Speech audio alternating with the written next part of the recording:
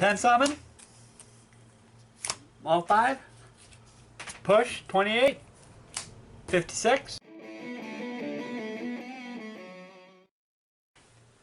Hey guys, it's Rob from Team DBZ Biscuit once again, and I'm back, and so are our wonderful Qliphorts. We're back with another wonderful Qliphort build today. We started off our Qliphort build with the one of Qliphort Scout, which basically searches any Qli card whatsoever. That is followed up by a double Qliphort Monolith. Monolith is excellent in the pendulum zone because every time you tribute off Qliphort monsters, you get to draw cards equal to the number of monsters you gave up. That is followed by 2 Qliphort discs. Disc is awesome when it's tribute summoned for, because you get special summon 2 from the deck. One of my favorites, Qliphort Cephalopod. Back in the day of Shaddolls and Burning Abyss, it was a great late game burn engine. You get to do 300 damage to them, and you get to gain 300 per monster in their graveyard. Excellent card. That's followed up by Qliphort Stealth. Qliphort Stealth actually is the abuser of a single scout, because it will bounce one card on the field, and 9 times out of 10 a Qliphort player will bounce his own scout as opposed to one of yours. That is followed up with Qliphort Shell. Qliphort Shell is excellent. Not only does it do piercing damage, but when it's tributed for, you will also get to attack twice in the same turn. And then, had to be my favorites of all times in my Qliphort build, 3 carriers. 3 carriers are the equivalent of 3 compulsory evacs. Nothing better than bouncing monsters to hand and just slamming them for maximum damage. Followed up by another one of my favorites, Qliphort Helix. Qliphort Helix is the equivalent of 3 MSTs. You know, tribute 1, pop a back row. New to the build, and it's actually a very old card, and it really does put in working on helping to abuse Scout, because it's Trampolinks, Performance Pal Trampolinks.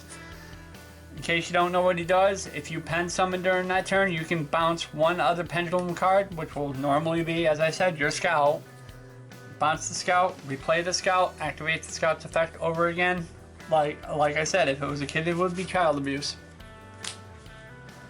Alright, and that does it for the monster lineup. The spell lineups: 1 summoners are with Konami's wonderful ability to ruin a deck. They brought Qliphorts down to 1 Scout. You know, no need to play more. You know, you run 2 Monolith, 1 Scout. That's all you need to do for the search. The popular one for Sacrifice, again, that'll teach us never to make cards that do 4 things at the same time.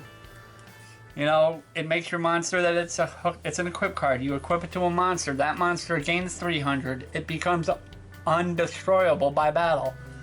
You can also use that monster as a 2 tributes. I'm sorry, my bad. And I haven't played the deck in a while, so the 4th effect is, let's see. Oh, when it's destroyed or sent to the graveyard for any reason whatsoever, you get to search out another Qliphort monster.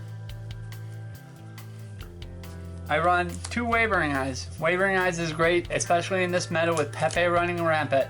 You know, your opponent wants to you know, you set a Wavering Eyes, your opponent sets up his pen zones, he tries to destroy all 4 pen zones with his Wavering Eyes, you chain your Wavering Eyes, saying it's a quick play, you get everything, he gets poop.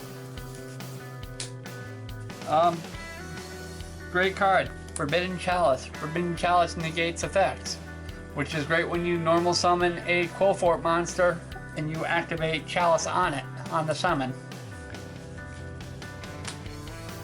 Another gem, not often thought of in Qliphorts, limiter removal. If you can pendulum summon 5 monsters and your opponent has nothing on the field, hit them. You know, you just hit, and if they do nothing during those hits, quick play spell card, limiter removal, you just kill them in 1 turn. It's a beautiful thing. 1 Book of Moon, just because sometimes putting somebody's monster face down in the middle of battle phase is a good thing. And of course, triple MST. Not that 3 helixes aren't enough. You know, you got your back row and pendulum zone destruction here as well as 2 wavering lines. So basically you've got 8 different ways to destroy pendulum zones in those Pepe matches. Good luck keeping a pendulum zone. Trap cards. 1-4. I run 1 Solemn Warning, only because Konami won't let me run 2. Same with Bottomless Trap Hole. Time Space Trap Hole. It's great on the special summons. Trap Trick Trap Hole. Nightmare. Awesome card, especially when they try to activate effects. Try to activate effects, activate that, gets destroyed. Torrential Tribute. It's great because all my monsters go into my extra deck and not my graveyard anyway. The ever popular, and you knew it had to be a part of this deck build, guys, Skill Drain.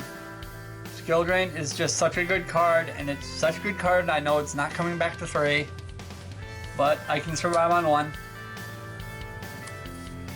Vanity's Emptiness, for those who want to say, I get my field all set with my monsters, I will set Skill Drain, and then on your draw phase, or say you summon your tour guide, I will activate Vanities.